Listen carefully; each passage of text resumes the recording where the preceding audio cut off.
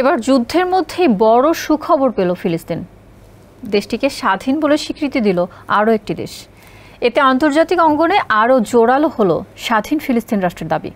যুগ যুগ ধরে যার স্বপ্ন দেখে আসছিল ভূখণ্ডটির বাসিন্দারা। এর জন্য অকাতরে জীবনও দিয়েছেন হাজার হাজার ফিলিস্তিনি।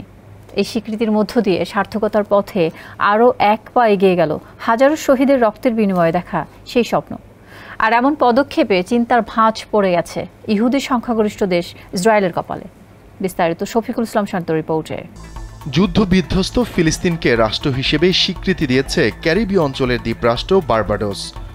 দেশটির পররাষ্ট্র ও বৈদেশিক বাণিজ্য মন্ত্রী কেরি সিমন্স বিষয়টি নিশ্চিত করেছেন।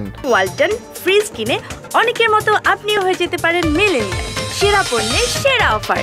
বলেন, দেশটির মন্ত্রিসভা মনে করে ফিলিস্তিন রাষ্ট্রের আনুষ্ঠানিক কূটনৈতিক স্বীকৃতি দেওয়ার সময় এসেছে। কেরি সিমন্স বলেন, বার্বাডোস সর্বদা জাতিসংঘের নীতি মেনে চলে।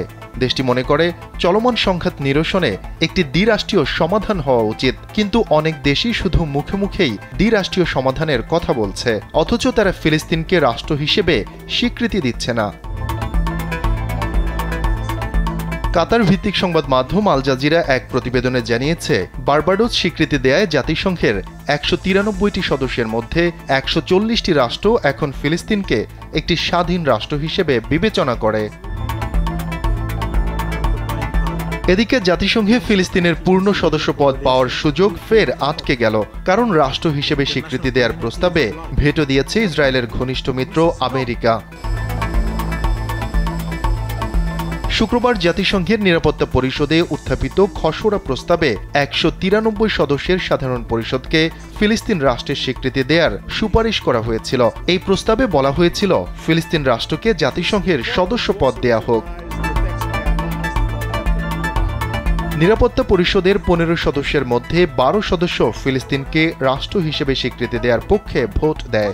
ভোটদানে বিরত থাকে যুক্তরাজ্য ও সুইজারল্যান্ড। ৫ স্থায়ী সদস্যের অন্যতম যুক্তরাষ্ট্রের ভেটোতে এ প্রস্তাব বাতিল হয়ে যায়।